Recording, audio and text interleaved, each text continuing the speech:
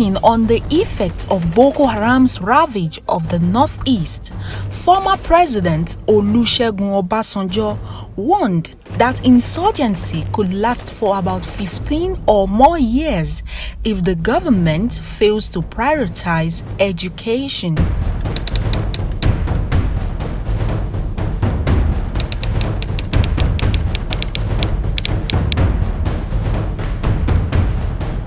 In the local dialect, Boko Haram means Western education is forbidden.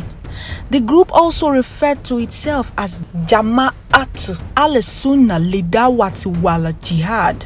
Boko Haram militants have constantly attacked the north states of Yobe, Kano, Bauchi, Borno, and Kaduna. On the 20th of June 2019, the Buhari government proscribed the Al-Majiri system, a mode of education practiced in northern Nigeria.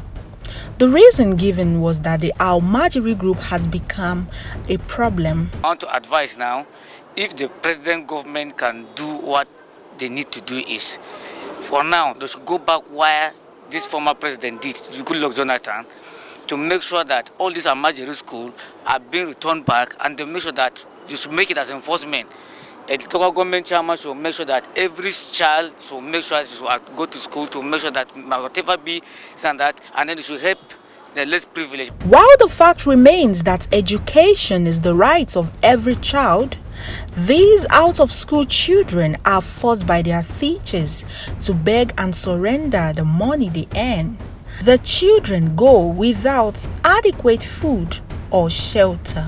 It will go a long way, because if you're educated, you'll be thinking of positive things to do as an individual, so as to get money for yourself. So there are so many things. Your mind is going to be occupied with so many positive things. So where will you have the chance to sit down and start thinking of kidnapping or trying to hurt your fellow neighbor because you want to make money? Between December 2010 and March 2015, the Goodluck Jonathan administration embarked on the Al-Majiri education program, which saw the construction of 157 Al-Majiri model schools across Nigeria.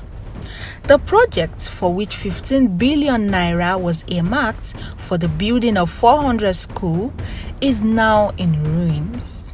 Lack of education will be responsible for any act of indiscipline, act of banditry, an act of dilapidation in a society. If anyone is educated, you will know what is right from what is wrong.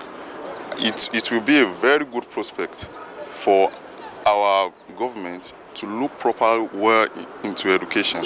States like Zamfara, Sokoto, Kaduna, Bauchi, Kebbi, and Kano benefited from the Al-Majiri project.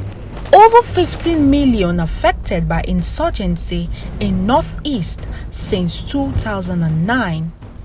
27,000 dead from insurgency in Northeast. 10.5 million children aged 5 to 14 years are out of school. Is that government is aware of what is happening and they know the role they are supposed to play. As leaders, we should tell ourselves the truth. If education is being given the most priority, I think it should be these issues that we're having about kidnapping and all the rest of them will be a thing of the past. It is no longer news that the North has the highest number of out-of-school children in Nigeria.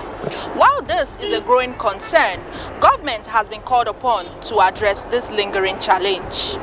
Restoring means of livelihood, boosting economic activities, and renewing a sense of sufficiency will make children less likely to be used as tool for insurgency.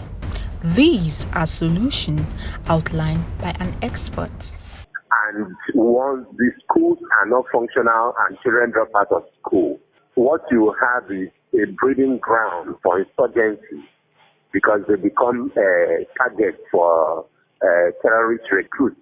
I mean, if you are doing nothing at age 14, 15, and somebody tells you that they will pay you $200 a month to carry gun and fight and kill people.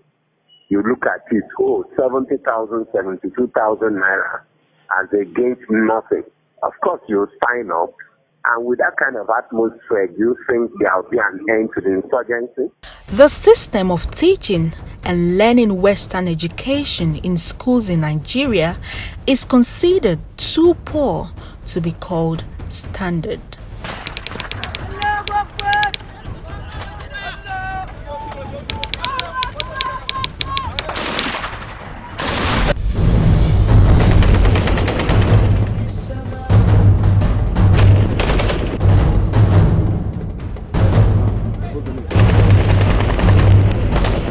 Rootstv, Nigeria.